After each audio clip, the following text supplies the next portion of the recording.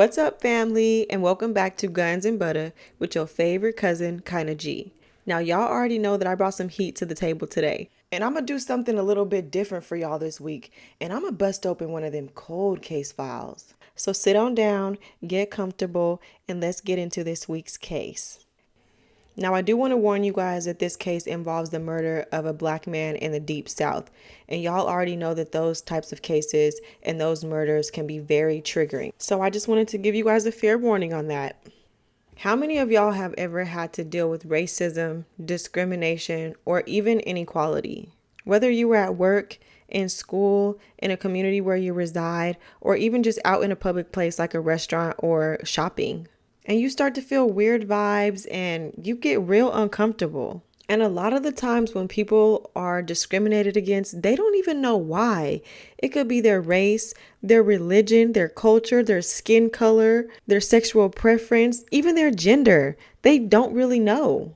But that question of why are they treated like this is what intrigues me. And who could possibly treat you a certain type of way simply because of how you were born?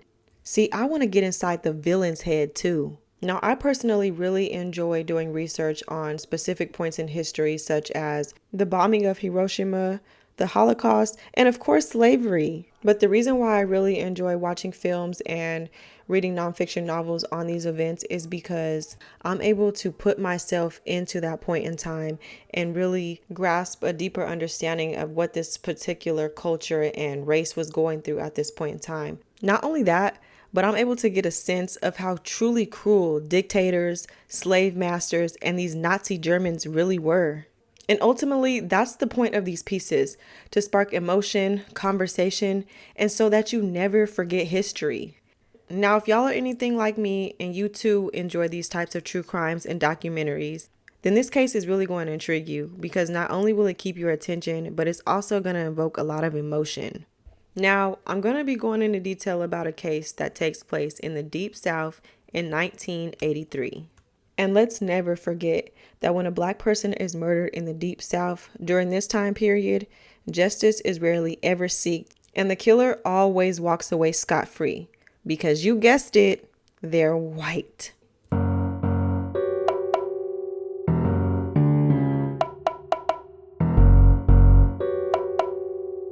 That's what it's all about. Guns and butter, baby.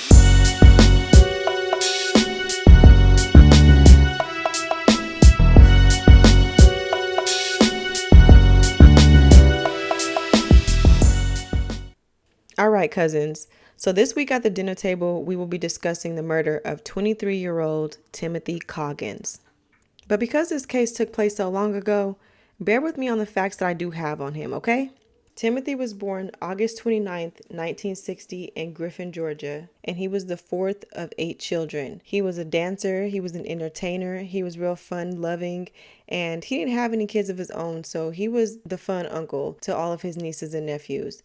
He was a hustler, and he would do little odd and end jobs in order to earn a little income. And if the opportunity presented itself to make a little quick cash, he would jump on it. But he wasn't a criminal or doing hardcore crimes. And they said he was really close to his mom. They were like best friends. And I think that's about one of the best things you can have in life is that bond and that relationship with your mom. Now remember, this case takes place in 1983 in the Deep South of Griffin, Georgia. Now, this was a place where white folks still had Confederate flags hanging in their front yards.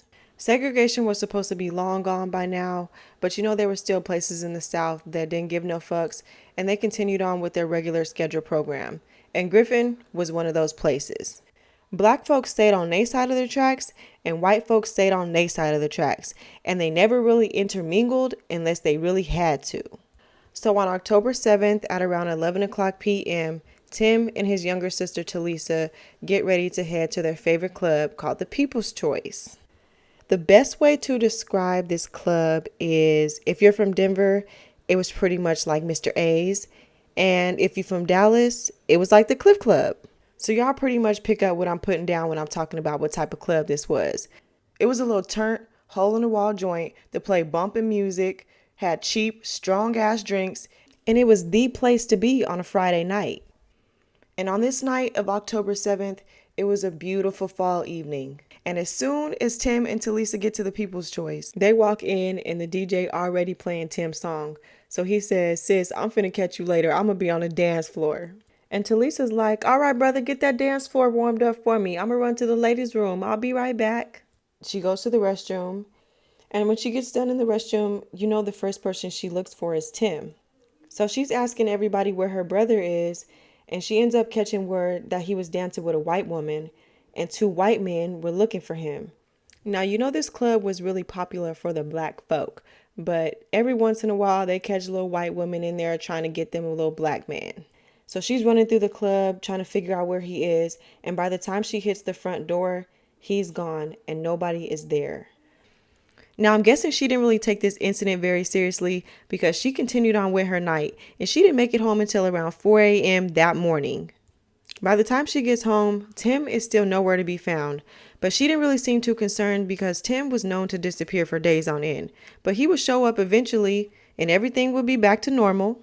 So when 2 days go by on October 9th, everybody started to wonder where Tim is. And they like, okay, this boy usually will disappear for a couple days, but he usually show up around that second day now. So we need to start figuring out where he is. So as Tim's family is starting to worry about him, down in northern Spalding County of Griffin, there's this huge tree called the hanging tree. And that Sunday morning, some hunters are walking by and they notice a young black male deceased and laying under this massive tree. So being that this was 1983, the hunters probably had to go somewhere to call for help. But let's also consider that this is a small town, so it's probably not hard for authorities to have to move around when there's an emergency. So considering those factors, I don't exactly know how long it took authorities to arrive on the scene, but the first officer that arrived was a black officer named Oscar Jordan. Now at this time, Officer Jordan is just a little old uniformed patrol officer at the Spalding County Sheriff's Department. So as he starts looking around, he notices that this man is wearing nothing but underwear and jeans, and they're both pulled down below his thighs. He gets in a little bit closer and he says that this crime scene was the most gross scene that he's ever seen in his entire life. He said the man was disfigured and completely unrecognizable. As more investigators and police officers start arriving, they start combing the crime scene for whatever evidence they can find. And the first thing that they notice are tire marks. Now these tire marks lead all the way from the road down this dirt road, going in a square pattern, leading all the way to where this body is found. And inside of these tire marks going in a square pattern, they notice a shirt and they see that it's turned inside out. And at each corner of the square, there's blood. So investigators believe that at the start of this road, they have this man get out of the truck, they club him over the head with something, and they chain him feet first to the back of the truck. They then go on to drag him around in a square pattern for God knows how long, and that's how his shirt gets pulled over his head and turned inside out. They notice 7 intentionally placed stab marks in the man's chest, and they also see that he has some stab wounds above his knees, and they believe that this was used to cut the tendons in order to keep him from running. So there wasn't a whole lot of physical evidence left at the crime scene, but they collected what they could. And for starters, they collected the man's jeans, which they hoped had some DNA left behind from the killer. They also went on to collect a bottle of Jack Daniel's whiskey, a broken wooden table leg with electrical tape wrapped around it, and they assumed that this was most likely used to club the man over his head because they can tell that his head was badly beaten in. But the thing that they were hoping to really find and ultimately never turned up was the weapon used to stab this man in his chest. Now back down at the Spalding County Sheriff's Department, tensions are running high between the black and the white officers. Not that the black and white officers typically worked easily together before this, but now there's just this eerie feeling towards the white officers of fear and distrust. And because of that, nobody's communicating and nobody's working together. So in order to break up a little bit of this tension, Sheriff Butch Freeman ends up temporarily putting Officer Oscar Jordan on the investigation team.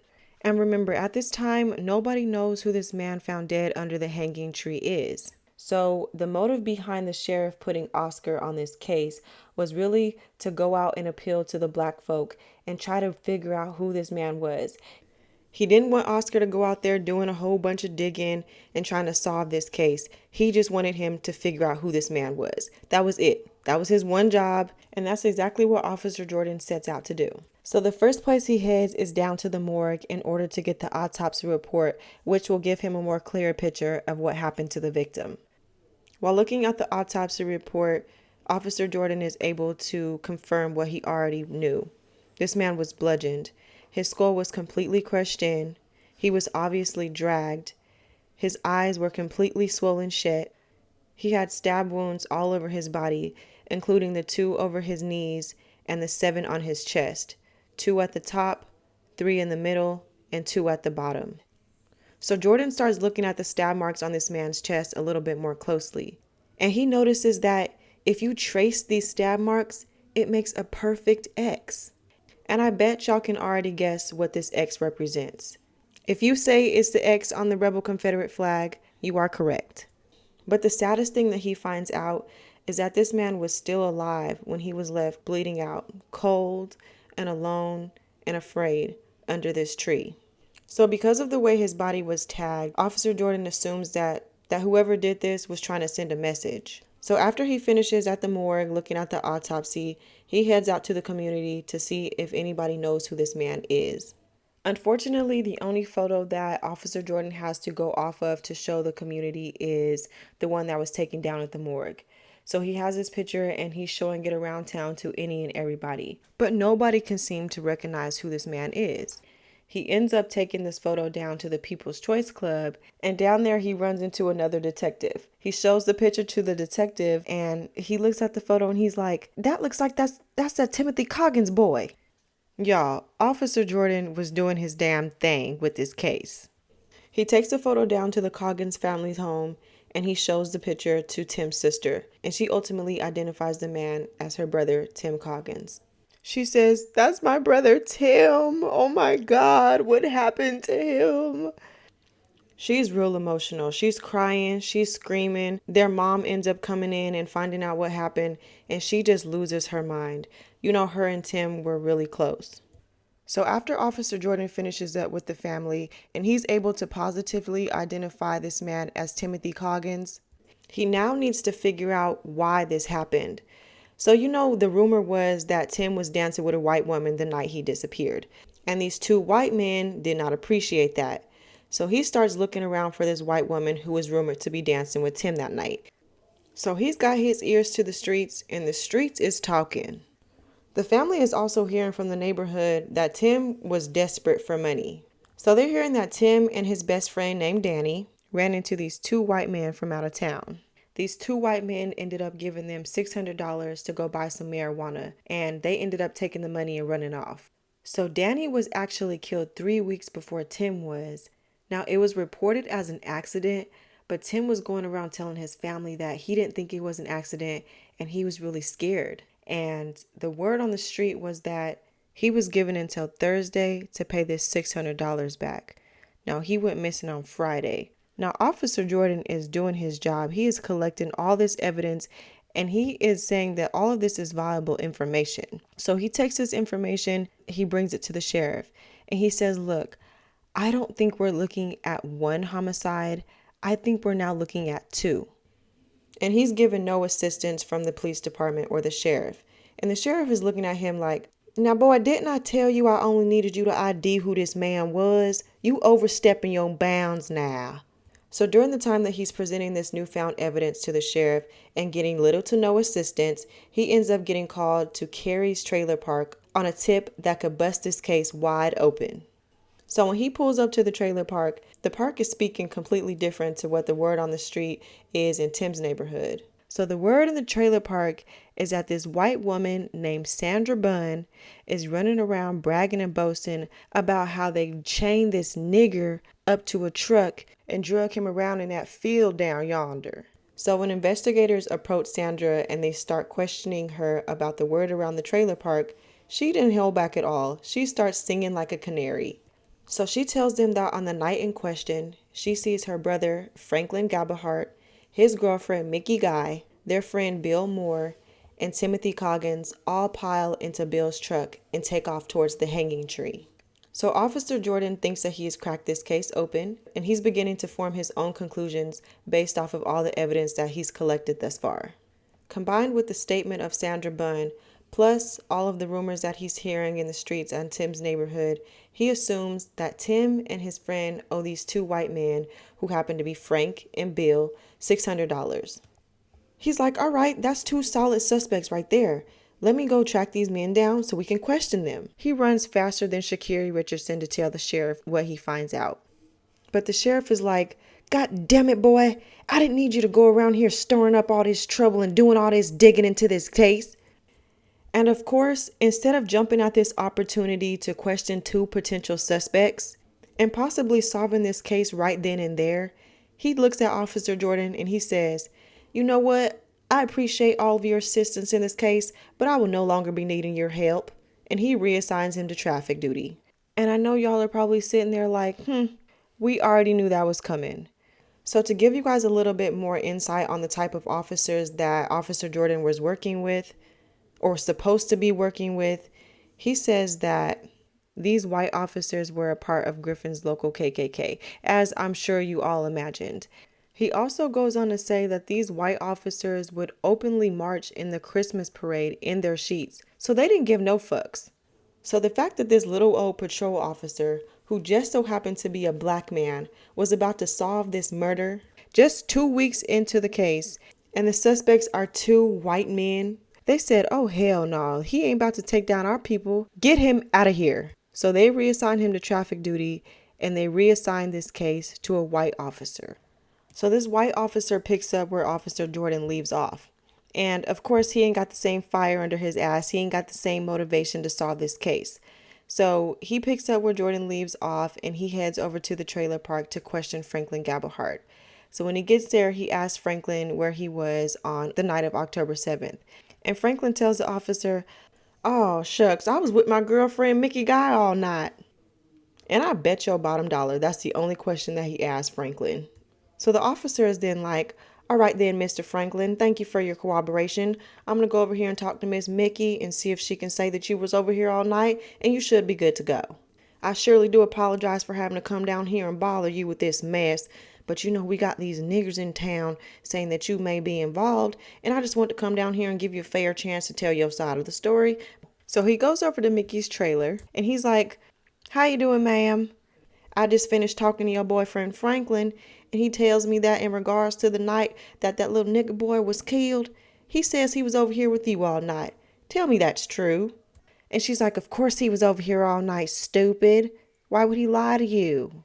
And he's like, I'm so sorry to have offended you, ma'am. That's all I needed to know. You have a good day.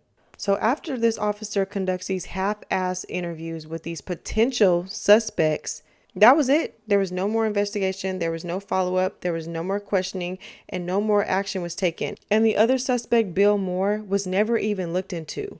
So do you think they went to go question him? Absolutely not. So in the meantime and in between time, down at the sheriff's department, they're ignoring all obvious leads to solve this case. And over in Timothy's neck of the woods, his family is starting to grow increasingly more afraid. They're even starting to receive death threats. They ended up getting a brick thrown through their window that had a note taped on it that said, hush, or you're next. I will never understand how a killer murders somebody and then still has the nerve to threaten their family. Sir, those are not your lines. And because no further action was taken to investigate these potential suspects, the case ends up going cold. And just 3 months after Tim was murdered, on December 26 of 1983, investigators closed the case. So fast forward 33 years later to December of 2016. Tim's file ends up landing on the desk of Jared Coleman. Now, Coleman is only in his second year at the Georgia Bureau of Investigations. So, he's still fresh, young and tender, and he's eager to look at this case through a new set of eyes. So when he does his initial run through of this file, he sees that there are so many red flags. There are suspects that were never pursued or questioned, statements that were never followed up on, and this case reeks of police corruption. So he heads down to the evidence locker in order to find whatever he can to possibly help him solve this case. And he's looking through all of the evidence and he's noticing that because this case happened so long ago, a lot of the evidence was not preserved. So he doesn't really know where to start, but the first thing he does is start combing through their original witness statements. And he notices that on multiple occasions, witnesses are making statements that Franklin Gabahart was running around the trailer park at that time, bragging about killing this nigger. So he's looking at these statements and he's like, there were leads right here. And he sees that none of them were followed up on. The only questioning that took place in this case was the brief questioning that took place between the officer that took over for Oscar Jordan when he went over and asked Franklin where he was the night of the murder, and he told him that he was with his girlfriend Mickey. So he goes over and asks Mickey and she corroborates the story, and that was it. So Coleman has officially dove headfirst into this case and officially reopened it. So while he's reading through all of these case files, he comes up with his own conclusion for what the motive behind this murder could have possibly been. So multiple witnesses state that Mickey was having an affair with Tim, and Frank found out about it, and all hell broke loose because he was not going for that. So in addition to the statements about this affair between Mickey and Tim, he also uncovers Sandra Bunn's statement, which is Franklin Gabahart's sister, remember? So if y'all recall her statement, she tells the detectives that she's seen her brother Franklin, his girlfriend Mickey, their friend Bill, and Tim all get into Bill's truck and take off. So Coleman figures that talking to Mickey is a good starting point. So he tries to track her down so that he can get some information about what she knows about this crime. Now, as he's searching for her, he quickly finds out that Mickey's ass is dead. And that's one of the things that I really hate about these cold cases. They let them sit for so long that by the time they want to solve them, all the witnesses are dead, none of the evidence is preserved, and nobody remembers exactly what happened 110 years ago.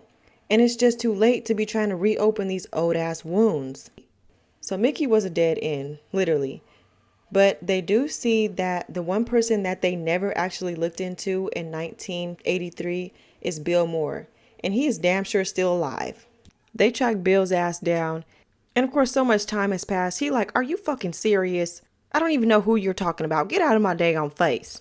So just 4 months after Timothy's murder case is reopened on April 27th, 2017, they've been hitting dead ends so far. Mickey's dead. Bill ain't saying shit. And they're like, the only other suspect was Franklin Gabahart. We gotta track this man down. So they locate Franklin and they see that he's already locked up on a sexual assault charge. So they bring him in and they begin his first real interrogation for the murder of Timothy Coggins. So at this time, he's 54 years old. And when they bring him in for questioning, of course, he's not saying anything. He's not about to implicate himself in this 34-year-old case that was closed years ago. So they start saying things that they know are going to get under his skin. They're like, look here, Franklin, we don't know everything. But we do believe that you killed Timothy because you found out that he was sleeping with your girlfriend, Mickey Guy. And you felt like by killing Tim, you were doing the white race a favor by protecting it from him. And he immediately gets angry. What do you mean my girl was sleeping with the nigger boy? She would never do anything like that.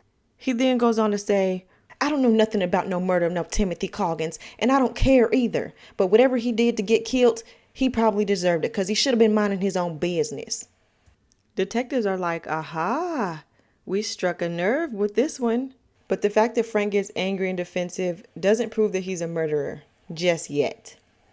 They do believe that this was a crime of passion, but their thought process is we need to find some physical evidence that links these suspects to this crime. So they go back through the evidence file to see if they can find anything that they can do some DNA testing on. And they see that Tim's pants were collected as evidence and it's listed on the evidence report, but the jeans are nowhere to be found. And this is when their eyes started to really widen. Now, these jeans could have been key to the investigation, but being that they're nowhere to be found, they're given no other choice but to believe that there was police corruption going on in the department. So while the investigators are combing through the little bit of viable evidence that is left behind, they stumble upon a black diary. They find out that this black diary belongs to a former sheriff's deputy named Norman Foskey. So they find so many juicy details about the KKK in this diary. Now, Foskey even goes into detail about how he was originally approached to join the Klan.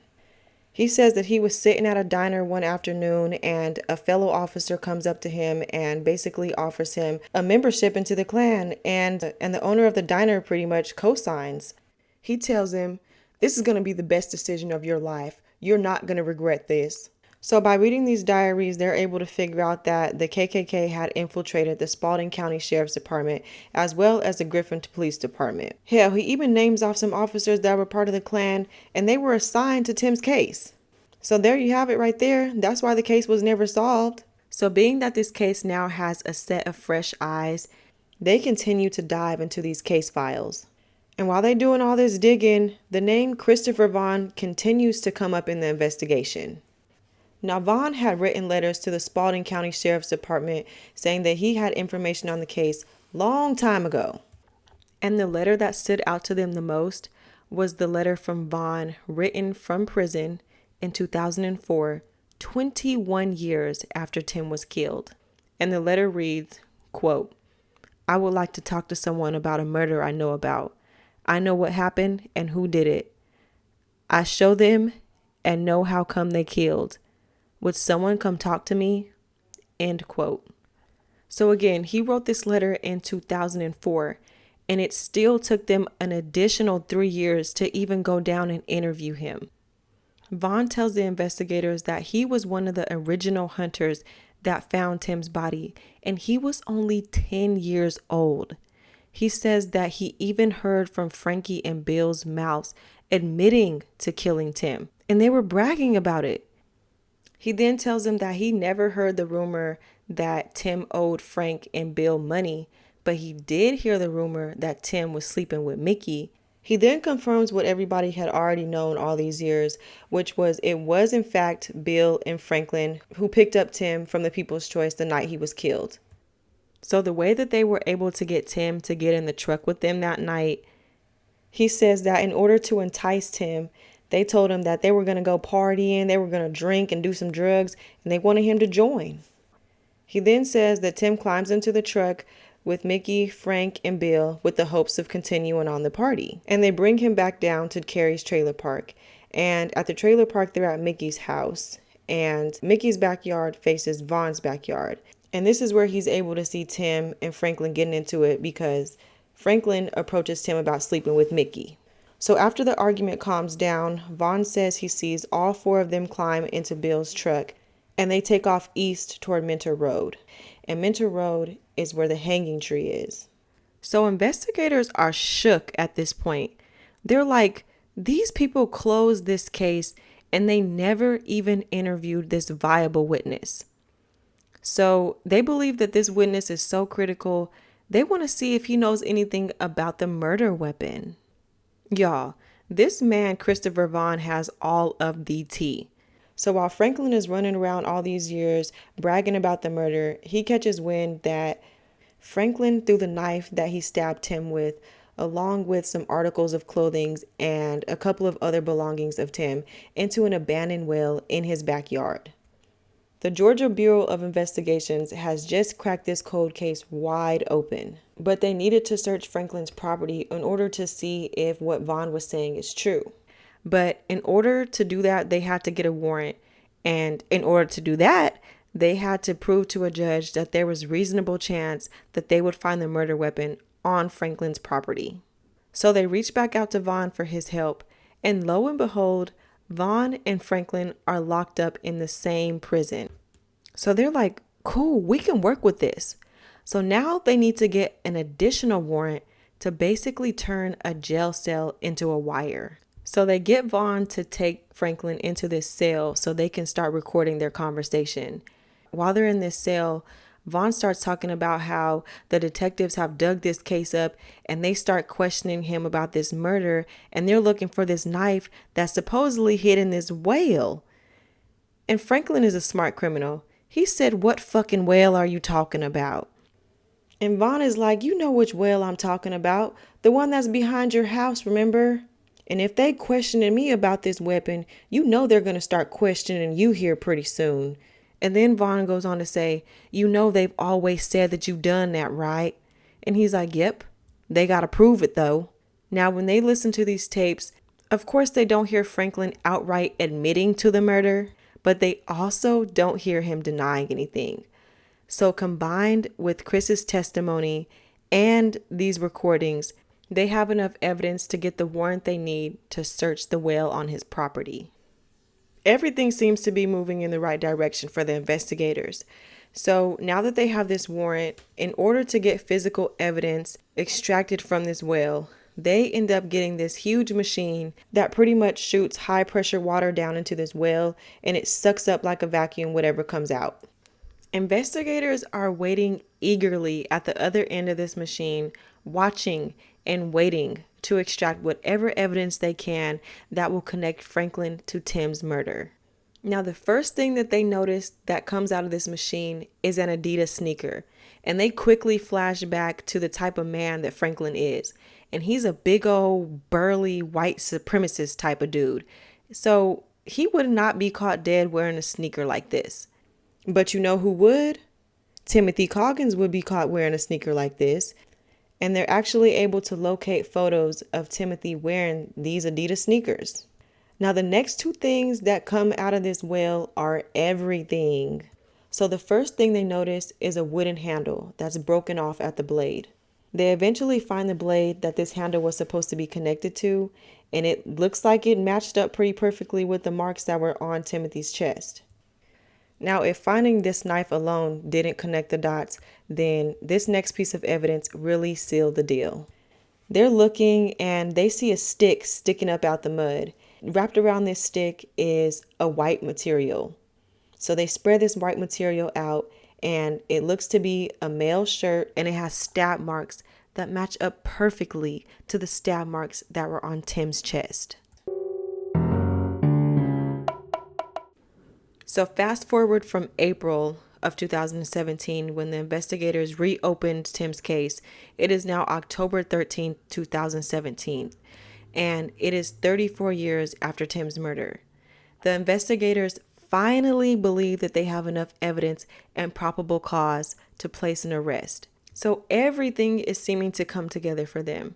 They even reach out to their original investigator, who is Oscar Jordan, and they call him out of retirement so that he can be the one to place their arrest. Man, if you would have seen how mad these two white men were to be caught 34 years later and be arrested by a black man, bruh, this was their worst nightmare.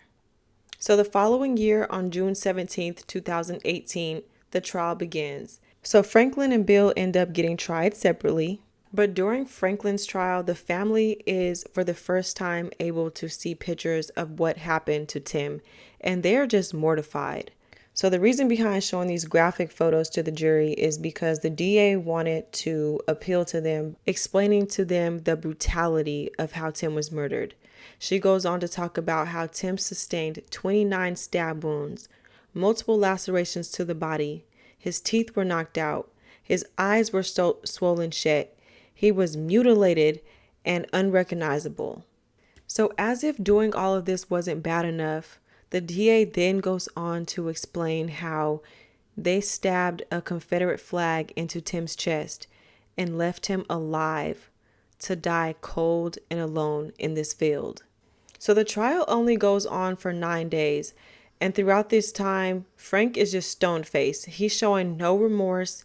And on June 26, 2018, 9 days into the trial, the jury reaches a verdict.